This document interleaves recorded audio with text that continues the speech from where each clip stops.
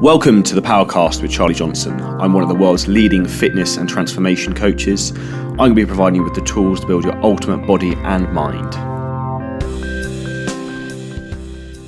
It's an absolute pleasure today to have superstar Paul, everyone who probably knows already. So Paul Andrews, aka Mr. Shred and 8 from the last Shred and 8 program, and do superbly well, and then did a photo shoot. So how are you doing, Paul? Yeah, really well, mate. Really, really good. Yeah, tired, long day, but yeah, good. You've had some big changes coming in life going forward. Yeah. So I quit my job and decided to go on my own. So yeah, interesting times ahead. You know, like as a friend and coach, I'm incredibly proud of you doing that, because having done that myself, that I was a estate agent 7 months ago. It's you take some fucking minerals to do that. Like, yeah, you gotta have a fucking cojones, which a lot of people don't have the balls to do. To like, if you want to have the life you want to lead, you have to go and get it yourself. No one's going to give it to you, otherwise you end up working for the man for the rest of your life. Well, exactly. I mean, that goes with anything. You know, you constantly say, "Oh, I need to make changes in my life. I need to get in shape. I need to do this," until you take the bull by the horns and just go, "You know what? Fuck it, I'm doing it." You're just going to be a follower rather than someone who's just going to set the tracks and do it themselves. So, got to do it. Don't watch other people's stories, live your own. So that's absolutely, yeah. You know, make your own way, because what's worse that's going to happen? 6 months down the line, I go, fuck that up, didn't I? I was just going to get another job. It's where you're back to square one. Literally, you're back to where you started. So it's like, right, you know what? But you've learned, and you have that experience from the process, because everything you do like that, you learn from. Yeah, absolutely. Yeah. Like, I don't know if you've been to the States much, but that's the thing I find very frustrating here, is that in America, they will almost like commend you and take pride in you taking a risk to go and like start a new business. Whereas here in the UK, we're like, oh no, you shouldn't do that. Don't leave the 9 to 5. Like, don't. Yeah. No, I'm very, well, I was going to say compared to you, I'm not very well travelled, but I don't think normal people are compared to you. I've only been to a couple of countries like Portugal and Jamaica. So yeah. But yeah, I've got a few American friends who are always overly positive. Sometimes he can be slightly annoying. He's like, please have a bad day. Just be down for once. Because they walk around with this massive grin on their face. You're like, what are you smiling about? It's raining outside. Or the Xanax or whatever they get in America. Yeah, Valium on tap. Yeah, exactly. So on the podcast today, one of the main things we wanted to talk about was the importance of, like, this is something that I know I have to give myself all the time, is having goals, and how having a goal gives you focus, because you can be more tunnel vision, which is like why the Shred and 8 program probably worked so well for you, because it gave you a clear window of, okay, in 8 weeks, I want to look like this. And then we added on more pressure by having a photo shoot like a week or two afterwards, which obviously no one wants to look shit for. So when you know you have to stand around and you with your top off and have photos taken, you're like, I don't want this to be a bad experience. Yeah, you see it as a waste of everyone else's time as well. I mean, like, you put your time into it. Ben's obviously put his time into it. And if I turn up looking like an idiot, that's exactly what I will look like, an idiot. And everyone else will, you know, Ben's still going to be there. Ben's still going to be paid. And I'm just going to be sort of going, look at my flabs. So I thought, that's it. And I'm quite an addictive personality I've got. So, you know, be it work, be it video games, you know, I went through a phase where I was stupidly addicted to a particular game. And now it was doing the fitness thing. Once I've got my mindset to it, that's it. It's game over. And then... What game was it? World of Warcraft. Jesus Christ. World of Warcraft, man. It's a terrible game. He's lied and said something cool like Call of Duty or FIFA, but... I know, I'm still playing COD. Yeah, he's reined in a little bit, but I think that for you made a big difference, having that focus and like the pressure of it. And I think having maybe other people within the Facebook group at the same time gave you like, you're not the only person going through the journey, so you feel like you're living it with other people in some respects. Yeah, absolutely. And I've made friends through that now. You know, I still speak to a lot of people from that. You know, I've Nick, that we'll be training with in a couple of weeks. Carvin as well. I speak to him quite a fair amount. He is, I don't know if you've heard him speak, but he's the most Welsh person ever. Like, honestly, he's proper valleys. Brilliant. I speak to Holly quite regularly. Nigel, one of your clients. The Bill I speak to quite often. Mike and Fiona. Aaron, one of the guys from shredding program. So I speak to loads of people. I apologise if people are watching. I've missed you out. So yeah. Cool. Oh, one of the person who I feel is the winner from this shred program. I speak to her quite often as well. I won't say her name, but she knows who she is. Was the name begin with an R? Might be, yeah. Yeah, 100%. Like her, I don't know if she wants to pronounce her name or not, but like she's crushed it. So yeah, she's done brilliant. It's really, really impressive to see. And I think like the big, I get a lot of messages sometimes about the confidence people take from changing the way you physically look. I think really is life changing for like me personally. The first time I was never in particularly good shape, like pre-25.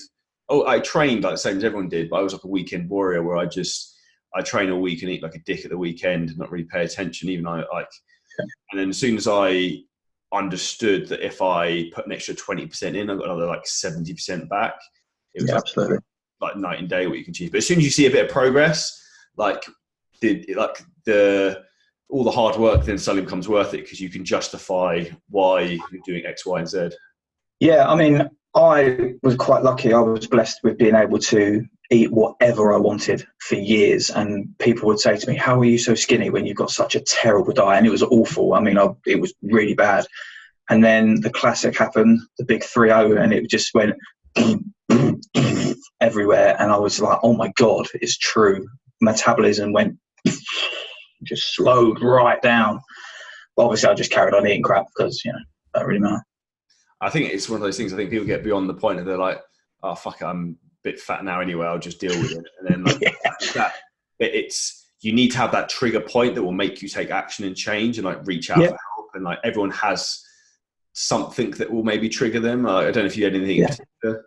Yeah, like I said on my previous podcast, it was one of my kids. I didn't want my kids to sort of look at me and go, "Oh, he's a bit of a bloater." I mean, they're only young, but I couldn't run around as much with them in the garden. I've got a huge garden, and I couldn't last very long running around with them. I'd be like, I just need to have a little break. You go and do something else, or putting t-shirts on, and then just below your belly it would hang, and there'd be a gap, and I just thought, oh man, this is pathetic. So yeah.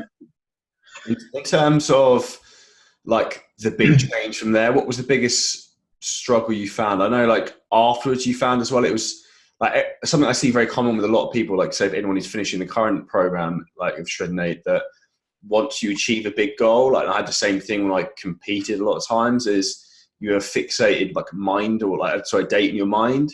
And then when that date's gone, it can leave you feeling quite vacant, if that makes sense, because you're like, what do I do now? Nothing.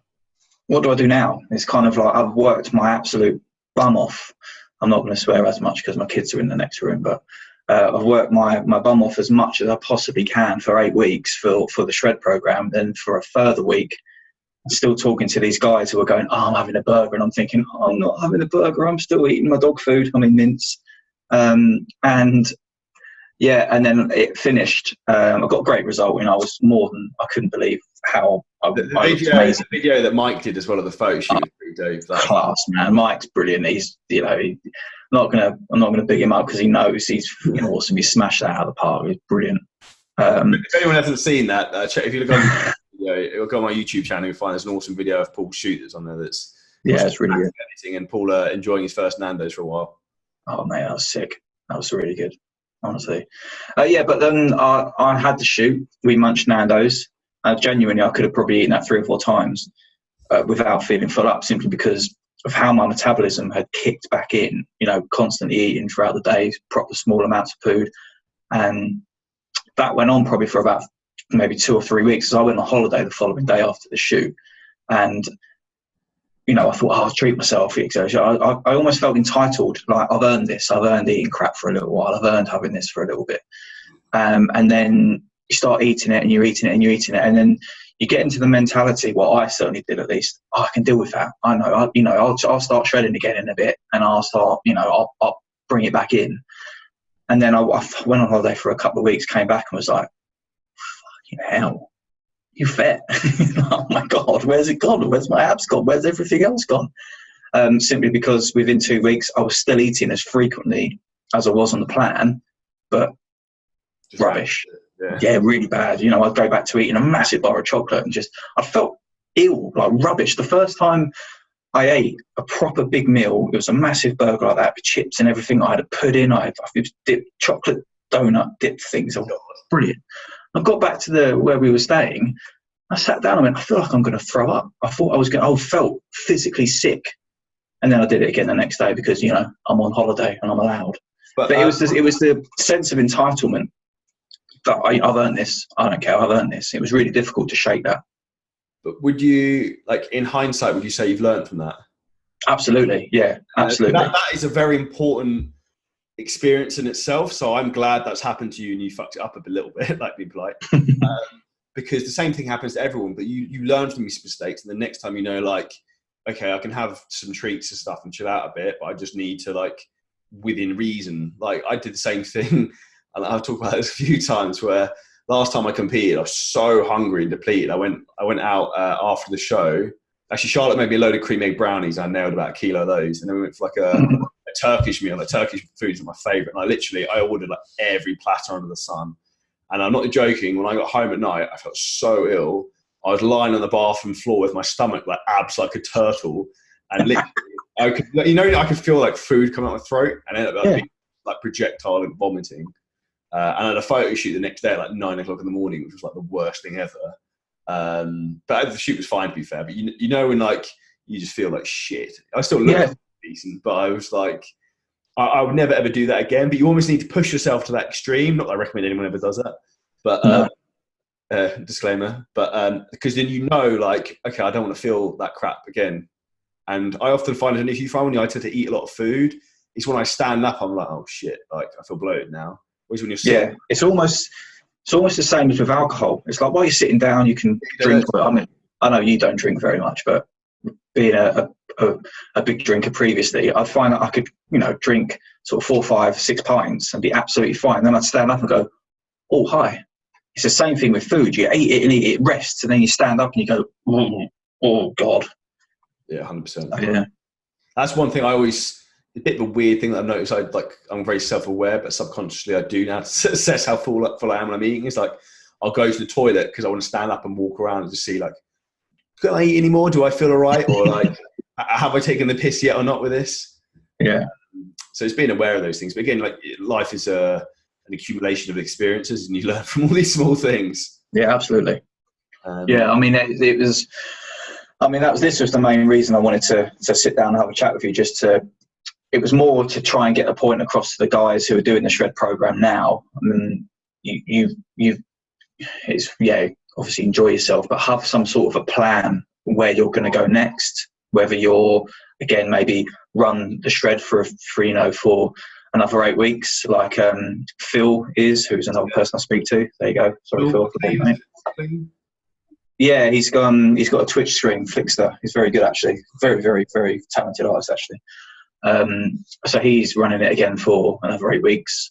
I'm surprised quite a few of them jumping over. There's a few people who are, again, we're into that time of year, who are then going to work with myself and Jeremy in a reverse diet and then look to try and add on muscle tissue. And one of the reasons why, like, I'm a big fan of accountability with everything I do in life, and I think that other people should be in terms of like this process now. It's very easy when you flip the switch from thinking, okay, I want to try and add muscle tissue, from being lean, where you get the fuck it mentality, and then you lose all focus. You have no accountability to anyone or structure, and you just end up eating like a dick again, and you don't actually have any muscle when you just get fat and you're back to where you started again. Yeah, I realised how much I knew I was kind of structured and I needed some sort of a structure anyway, but I realised how I do need a structure, because if I go off and have I don't like the word cheat meal, so I have an off-plan meal. Yeah. If I have one of those, it throws me off, and it's just like I feel a bit weird about it all. So even if I have, for instance, the current place I'm at now, which I won't be at, thankfully, we've got a subsidised cafe where, you know, the food there is really good, but it's really cheap. So you can go down and you can have a cheeky foot-long baguette with like 4 sausages for £1.50, and you're like, whoa. All right, I better not do that. There's cakes and everything, and my team are typical IT people where they just munch crap all day and they've got a high metabolism, and I'm sitting there going, you do realise I'm trying to shred here, please? You know. So it's difficult, but now I know the structure needs to be there, I can, you know, And do it. that's the important thing you've learned from that. And I think that's the big take home point for anyone listening is like, enjoy yourself, but then like the best things you can do to avoid having going the other end of the spectrum is make sure you keep your training up. And if you're going to have like some junk food, don't have it every day, have it like once or twice a week, like around when you train or something would be an easy way to get away with it more. Yeah, well, I mean, there's a little plug for you. Your books that have come out. Oh, mate, you know, they'll be good. Paul's had a sneak peek into the the new CJ Cutting Cookbook recipe book, which is a monthly recipe book that's been set now. So there's 29 recipes in it. There's quite like a range of different things. Yeah, I mean, I was looking through it and I was like, why aren't any of these things in my plan? You swine. Why can't I have pancakes in the morning? You know. Well, it depends what your goal is. Like, for a lot of people now, if they're coming in to try and like grow more muscle tissue, you can get away with a lot more swapping things around. I personally, that's what I do. I try and lose body fat. I become a lot more anal about literally eating the same thing pretty much every day because I'm going to think about it. And then if I'm not making progress, I know exactly, okay, if I drop a little bit of food here and there, then progress will speed up. Whereas if I'm constantly trying to be overly clever and swapping foods in and out, it's impossible to have any real overall consistency. Yeah, I agree with that. I mean, I did swap it out a few times simply because the mince did get a little bit tiresome. Yeah. And it's just more expensive than chicken. And I love chicken like a lot. I did what I did think about was with the shred program, because it is 8 weeks, it is quite easy to stick to the thing, but maybe there could be, this is just a suggestion obviously, a 4-week plan and then a 4-week plan, their mains swap or something like that, just to give people a little bit of variety or something. I don't know, just a suggestion from personal experience. There's a few things we're open to and things like that. Touching back to your photo shoot, obviously I know you've had a few other people who are on the current Shredneck program previous Shredneck program who are looking to do some photo shoots and things with Ben. Mm-hmm. What would you say are the biggest tips you've learned from that? Was anything in particular interesting in terms of experiences or like the shoot itself? Yeah, just the whole thing, like preparing for it. It's quite a different process. For me, I genuinely believe because I had the target of the shoot to reach for, I pushed myself harder and I achieved more by doing that. Because you didn't want to look like a dick on the day. Yeah, it's that, and it's kind of like, I really want to push. I really want to do it. So having that as an end goal, 110% made me push a mile harder than I would have done anyway. I know that. I know for a fact I need a goal to reach for. So a few years back, I think it was about 23 mud runs in a year, and I did that simply because I knew if I'd have done one after I'd done it, I would have just got, can't be asked. So I spread it out throughout the year. I trained for every single one exactly the same, and I'd done really well in that. And then I got fat, and then I shredded down for the shoot. And yeah, Ben's wicked. He's a really good guy. It's the same thing for me, that I have to break my year up into small goals all the time, because if I don't have something to work towards, you can very easily drift through the year and you don't really have a concise goal. So you're just training and eating, like, obviously healthily. But if you're not actually proactively trying to do either add muscle or get leaner, realistically, you're probably not doing a lot, in my opinion. Yeah, you're just coasting, aren't you? You're just sort of just coasting along. And what did you do last year in terms of training? If you did nothing, then you think, it's a bit of a fucking waste, wasn't it? I've trained, I've been healthy, but what did I really gain? So if you've got a goal in mind, you work on miles. It doesn't have to be necessarily being photos. It's just like holidays, looking good at the Christmas party, like, oh, absolutely, yeah. Whatever it is, weddings is, to be honest with you, that's one of my favourite things for people, because like it's quite cool for me to see people's wedding photos and how happy they are, and like people message beforehand and they're like, shit, it's like the best shape I've ever been in. That's really, really cool. So that's probably one of my favourite transformation processes, I guess. Yeah, Nigel was wicked. His wedding looked really cool as well. He was so happy though. Shout out to Nigel, but it was a little bit cringe. I got mentioned in a few of the speeches, and I was like, oh god. You loved it. Don't even pretend you didn't. You loved it. I did. I'm not great sometimes I'm fine to public speak. Like I can speak in public fine, obviously on podcasts and on filming or whatever. But sometimes when you're like, don't like sometimes praise in public, if that makes sense. I'm kind of the same in that sense. Like I'm comfortable doing this, no problem at all. You know, I'm happily. I didn't think I'd be able to be as confident I was in the shoot, but you know, there 5 minutes, chat to Ben, whacked off the shirt, and you know, we're away. It's brilliant. Yeah, that was definitely a highlight, but certainly for Mike at least, anyway. There's a romantic bit of the YouTube video of that as well. One of the big things I think that you would probably agree that taken away from it is probably the confidence aspect is taken away from you. And I think, in terms of like decisions for you, I think it's interesting, maybe like the long-term effects of like you taking action to get in shape has now perhaps given you the confidence to start your own business, which then could change the rest of your life and your family's life forever. Yeah, absolutely. That's an insane. It's mad, isn't it? Because you prove to yourself that you can achieve something.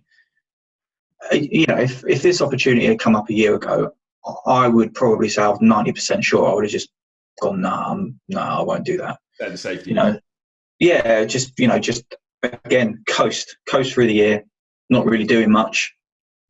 But the opportunity came, and I just thought, you know what, I'm going to do it. I'm going to make it work. And that all came from proving to myself that I can stick to something. I can regiment myself, and you know, being able to achieve what I got with that. You know, coming runner-up's a huge thing. I didn't even really enter it to win it. You know, I told you that from the very beginning. I'm not entering this to win or anything. I'm entering it solely for the shoot. And being able to come runner-up is massive. You know, it's huge.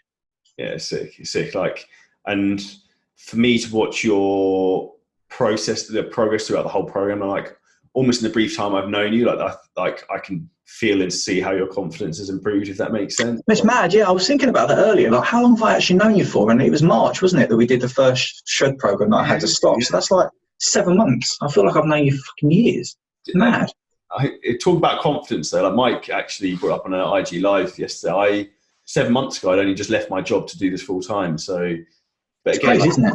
I'm a different animal as a person than I was 7 months ago, and that shows how if you want to take action and if you want to achieve and do something, then like behave like the person who would achieve those things is like sort of the way I'm trying to think. Yeah, I mean, anyone can do it. Anyone can do it. If you've got an idea and you want it to work, then you'll make it work. It's as simple as that. If you've got a plan and you want the plan to work, you'll make it work because you want to make it work. Sometimes things fail, but then you learn from that and you do it better the next time. Yeah, the next business you start, or the next time you look to lose weight, you realise where you went wrong, and then you don't make the same mistakes. Yeah, you don't eat a fucking massive burger the day after you finish your program. Or you don't binge eat after doing a competition and then end up being sick. So, well, there you go. We all sometimes some people have to learn the hard way, and that's what I'm that sort of person. Oh, mate, 100%. Like life is experiences, and you learn from all of them. The big thing that I'd probably like to finish up this podcast, my part of the thing, is like the worst thing that I see too many people do nearly everything when they're trying to achieve any goal. I spoke to a trainer this morning on how to win businesses. It's taking action. There's people, they sit on the fence, like, whereas I'm very much the mentality of just fucking do it. And if it's not perfect, then I'll sort it out, but I'll just start it and then see, I'll work it out as I go along. And that's like, too many people are too worried about like getting criticized and not being perfect for what they do, rather than just taking action and just start it and you work it out, whether it's starting your own business or getting in shape. The hardest part is just starting. Yeah, absolutely. You've got to get it done. Like we said at the beginning, if you want to make a change, you'll make a change. So, like, you know, if for anyone that's sitting on the fence about possibly joining the next program, if you're watching this video, you've already decided that you want to make a change, because otherwise you wouldn't know who Charlie is. You know, you Charlie Johnson, fitness transformation expert. You know, you want to transform yourself, your body, your mind. Yeah. So you're already there. So all you have to do is take that extra step, and then you'll get the results that you want if you work your bum off for it. It's as simple as that. So if you're on the fence, jump off the fence and jump into the camp, because you won't regret it. And the one thing as well, like, don't think what it will cost, think what it will cause, because like as we were saying with you and how like you starting the program and then transforming your physique and now starting a business, how that could have huge, massive positive upsides as your business will take off. It's life changing, all because you like could be like, oh fuck, I'm just going to do it, and actually like see it through. That's madness, and that's incredible thing from my point of view as well, to think how I can have a positive influence on your life. It's a very nice thing that I see a smiling doing that. So I appreciate that, and for everything you've achieved, it means a huge amount to me. So thank you. Yeah, no, mate, thank you as well, because you only need one person to believe in you, and you did. And, you know, you've got your family and your friends and everything, but they don't necessarily know what you want to achieve in that sort of sense. So if you have someone whose business it is, and then they truly believe in you and they commit to you and they have that investment in you, then, you know, you can do anything. And then one thing I say as well, like often the people who will try and not hold you back, but will, for your own good, they think, to try and stop you from starting your own business or changing, is often the people who are very much closest to you, because they're sometimes scared of you changing or potentially you improving yourself, so it makes them look bad in another respect. If they're potentially out of shape or overweight, they don't want you to suddenly become some Greek god Adonis, because then it will reflect badly on them. Oh yeah, no, I got so much grief from people when I transformed. Both people I knew and people I didn't. You know, horrible messages on Instagram, but then they got massively outshadowed by the fact that everyone was so positive. So you might get one, I've got my kids here, so I can't say it. You have one of those for 10 nice comments. So you just have to ignore those, you know. And it's all a process, and again, you learn from that in life. So yeah, absolutely. Yeah. And before we do close this up, I do want to say, I haven't had a chance to say it before, but I just want to give a shout out to Dean, Dr. Dean, for all of his help throughout the program as well, because I did drop him quite a few messages, and he is one of the nicest guys you'll ever meet, and the knowledge that he's got that he gives away for free on his Instagram is ridiculous. So I just wanted to say thanks very much to him as well. 100% agree with that. And like he took time to speak with your body power as well, didn't he? Yeah, he did. Yeah, I went and spoke to him because I was terrible at sleeping, and he recommended I get his sleep stack. But he also spent a good 15 to 20 minutes boggling my mind with his knowledge. But he wrote down other things to try. You know, try this dosage because you're this age. He's sort of looking at my body, going, right, you need this, and this. You know, and you know, he's just class. So yeah, I wanted to take the opportunity to say him. Yeah, he's probably one of the nicest and most sincere people. He's helped me personally a huge amount, and a lot of people close to me, and he I've learned a hell of a lot from him. So again, I'd highly commend him in that respect. And drop him a message. Yeah, if you pester him to get him on the podcast as well. Oh yeah, mate, that'd be class. But yeah, if you're not already following him, go and give him a follow, because trust me, if you're into the fitness game, you won't learn more from anyone else. Oh, it's ridiculous. Yeah, it's fantastic. I've learned things I didn't even know I needed to learn. Yeah, it's a game changer. So pleasure for that, Paul. We'll wrap that up there. So if anyone who is interested, the next Shred and 8 program, which is the last one for this year, starts on Monday. And that will be your last opportunity in 2019, as scary as it is, to get in shape. Yeah, it's mad, isn't it? Then we're into big 2020, which I'm terrified about. So I'm 30 in 7-8 weeks now. So nice game over for you, mate. You're going to get fat. You're going to lose all your hair. Mate, that's why I've started another dieting phase again. So sort my life out. But so I'm off to Dubai for my birthday, so it should be pretty sick. That'd be sweet. So absolute pleasure, Paul, and thank you so much as always. No, take care, mate.